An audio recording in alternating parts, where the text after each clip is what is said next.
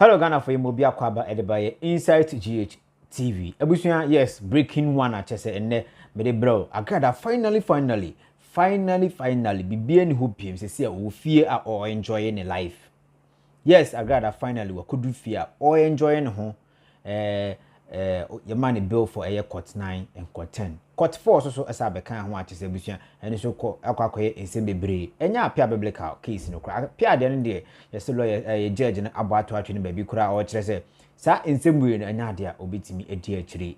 Nanso some cases bi a chese fa Agradaa all night no ye na chese yekeka se waje amanfo sika no ana chese court ho a chese Awurade adaroma wetimi anya bill no na bill no nya ye no we meeting no hwa ni manim ho na wetimi meet sa bill conditions no ni na enne ya a chese afide okofi na human rights lawyers no and gina mu man na chese omo gina Agradaa nchen ma ye share omo share se man bill amanatimi akofie na omo gina ne nchen no omo hwe se bibia be wi pepepe ansa na wakofie na ankwankwa bibi se ya man bill court force so okono ya sa achi ne biem wate ase ntino see finally Agradaa akwakopi fia ebuso enya asem ketu akra Amankrado ababontem ababe chichi nsimu no wie no ato wonen akoma Naana Brown Santiago o kire se sa pictures that mo de babontem mo kire se ye arrest ono ewo ye Kotoka International Airport no ne kura bi anim a watutu bi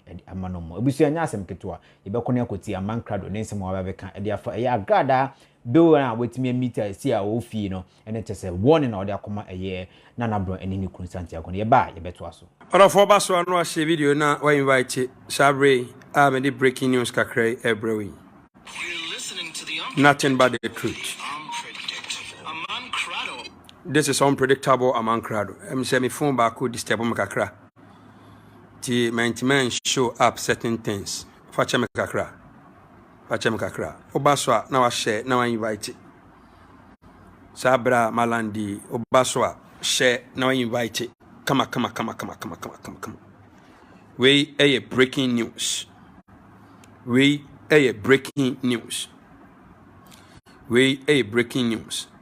Me fall back wa meet me the set up na ma no ma me problem kakra bi. Nti amama ntimi anya certain things ya na e wo se me ye. Comment na me so abaso comment abozege. Comment abozege. Just comment abozege. Finally, Mama Pat has been granted bail. At long last, Mama Pat has been granted bail. Mama Pat has been granted bail. Mama Pat has been granted bail today. Take it from me. Mama Pat, at long last, human rights lawyers. Ejinem ama menoka say ya Mama Pat bail. Omu jinemu human rights lawyers no ejina honom ama bibia koso ansa ombefiri ho a omafiri ho. Omo se omo ntwen kofie ema obi meka say ye hia we ansa bail na ya de man no obi a onam kwan ho bia any ordinary person can sign. Second person ye hia ay obi a month oje 3,000 Ghana cedis. All those bail conditions, personally, the people are ready to sign it now. Into very soon, so who Mama Pat to Abontia, don't be shocked. At long last, Mama Pat has been granted bail. On it appear biblical case in Insua, Nekahon and Omco court, ya twatchne. Human rights lawyers no ejina muse. So be a baby, dear Mamma Kwakoboni naked. Na Mama Pat in the board ni naked, you be the ginem. Mama Pat in the ginem me board naked. Nani naked, ne air trend was social media already. The court is not ready today. So mbeti yesa asemano apia bebele kanu obibia. Onko court say obia kobo ni naked. Na ababe tabonchen am obia fabi. Midi kan ka chem say apia bebele ka there is no way obetima hold my ngege responsible in the first place. Na ebe ngwa say my ngege camp no. Bra sase we say by o man sorry an kanta saade ne ntentemu a ye be gina mbeki kan bi ansan omutu no. Ombe ye omutu no say ne asa o na defend my ngege no. Okotira nkoyi ne makoma ponchene ne nkwa de nkote ho mfifiri. Nti apia bebele ka one me as I'm talking to you now. One Mama Pat any case bia e court. Enra anajo human rights lawyers any police for tenancy Emma police for tiasie say defamation say case no be consider mpokra say nkaya no kra mpampa nke defamation. It has nothing to do with arrest. As I'm talking to you now, Appear Biblical has no case with Mama Pat. As far as Oko baby demo, Omukobo the naked the poor no. Appear Biblical betimi enya case. Say oye board FA chip baby eye Deborah tia. De omunya ti Deborah. Emrantia ne bo no. A police for interrogate eye Deborah. Deborah betima chirechirem ame ehunu baby a emrantie ni free buy so beka no kran kwa dia e horm na bia Appear Biblical betima dey enya case enu mpokran that thing mpokran depends on Deborah how she's going to speak to the judge because omumienu obi anya ne nyonko witness not third person be any ho enti as I'm talking to you now human rights lawyers ejinem amene Mama Pat ya granting a bail. You're granting bail anyway. The human rights lawyers and they say they are not going home. I am bedu for another story day. You hear justification. You hear way until they are still waiting. Say bibia be de be gun krataso. Until me cannot crash o se see am no ka say Mama Pat you're granting a bail. And now Friday. Just check the date for me. Mama Pat has been granted bail. Now, already way now, and you may cost one. And then me know because Mananti and Crawford Kwan, I can't move with Casse. Almost say, Mama Pat, I don't boneno. They were not present in court today. Ada na do be a court. Na nipa na yade na court. Nipa ni nyina ho to speak. A judge betie na sem. Prosecutor, by prosecutor and Kwan ejina ho. Ono so nipa na obeka asem na kiro na say judge toto na no. Say a case, obi anya case with the state here. Any pen nam no so a nipa ni nya case with the state, you know, must be present. As I'm talking to you now, they are nowhere to be found. I don't want to go too far. I don't want to go deep. Mama Pat has been granted bail.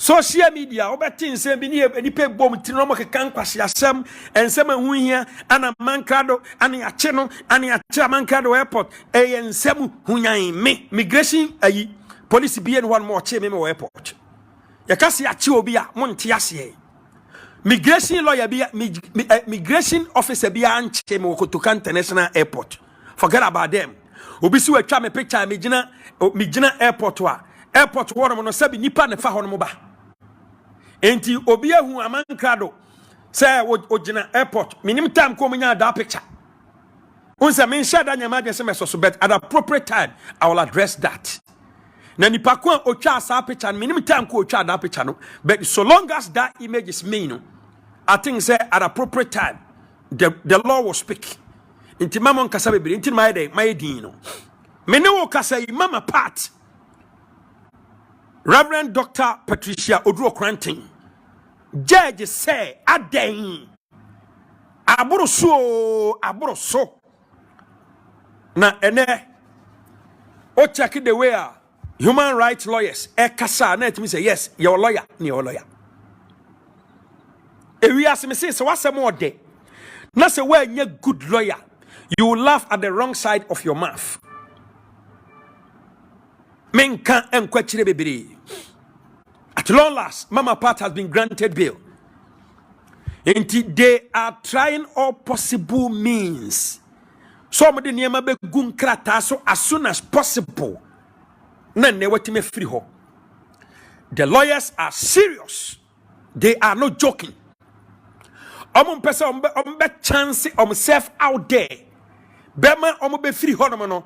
Yabaka said no, here justification. This bill open. First, nipa here no any ordinary person on nam kwan ho. Nipa na adwene da we sound-minded personality. Asa. Second one, obi a month or 3,000 Ghana cedis. Nipa mienu pe ana judge ni propose here. Case closed. Case closed. Enti enkrofo kwa Bobo na say mama part ya gini say afa crowd ya nsem mo ko kan no court and I stand to be corrected if this thing is true. Ya say prosecutor ne say mama party dundum light wo nyina anoka say mo first camera na menyeska gari ma menya double money mamo. Now just ask yourself say if truly say prosecutor ne can say a judge in courtroom, I'll be highly disappointed honestly. When the lights are off, how are you going to count the money? How will you see the money to count it? To know say nipa we etu 1,000 Ghana. So you don't do my light in the nipa yes I say just say I just don't understand certain things. Sure. We are Ghana ni make us be achiro. So utira nye ye na wo koto police fo a omo pe bibia die wu nsemo a. Na se we nye good lawyer. They will mash you like kenke. They will mash you like kenke. When you're a good lawyer, I'm an man standing for your right. Yeah, they will ne or china and ne or china because police for come with some way mafia and the against you are very bad. And I mean Kasabebere at appropriate time may address certain things. Yes, see, Jimmy mind be I see a friend one some.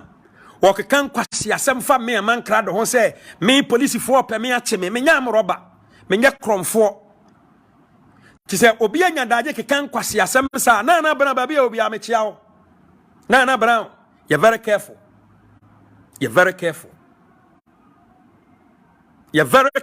unu ukru Santiago monya very careful dia wo tan wan hwe ya ba bia o tan di mu beduro no by the time mo be realize na o tan ahamo Modi ni part to tankuru with no tangible reason.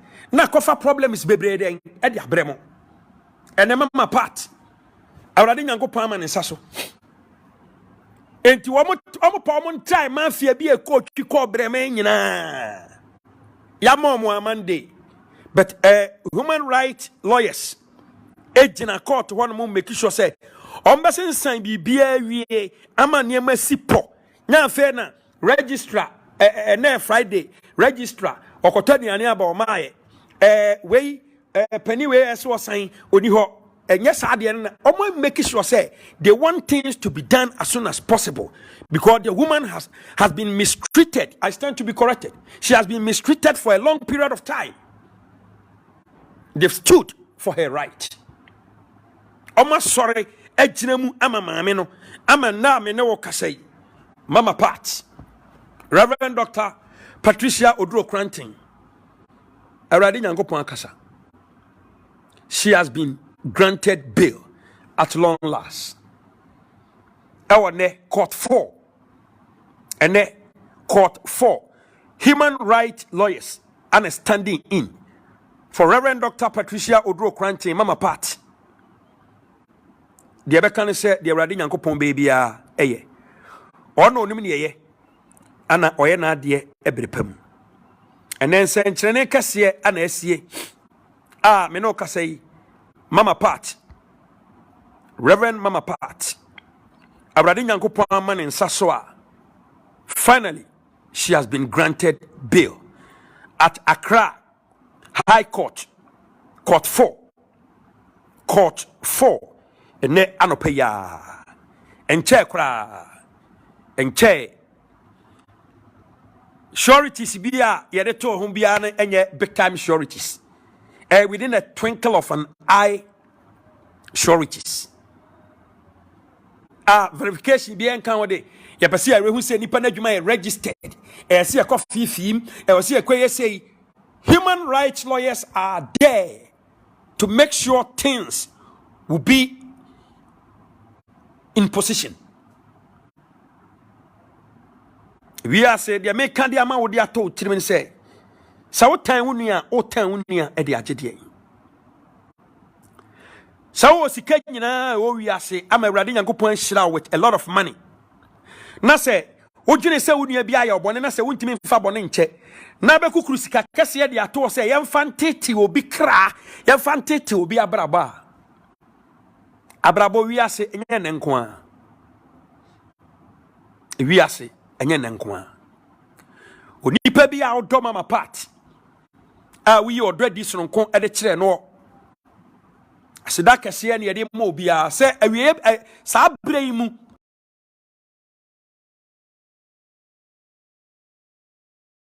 wala bisua so yes Amankrado na ultimate say wa soja chese ototobo eye Naana Brown Santiago a chese n'ani agye ede ama eye Agradaa o kire say de Agradaa finally we see the ofia or enjoy no nti abusua nsem kakra ewo efa Agradaa ho no me show me subscribe button no na eni di ma wa mi amba no won che no like video no ede emfa ma me na chese bibia enya kama na wa kire wa adwen kama so comment section ho na erade enhyiraw na onye okese se wo je wo mbre na wo kam ho ahanam do besi ha insight GH TV abusua makraw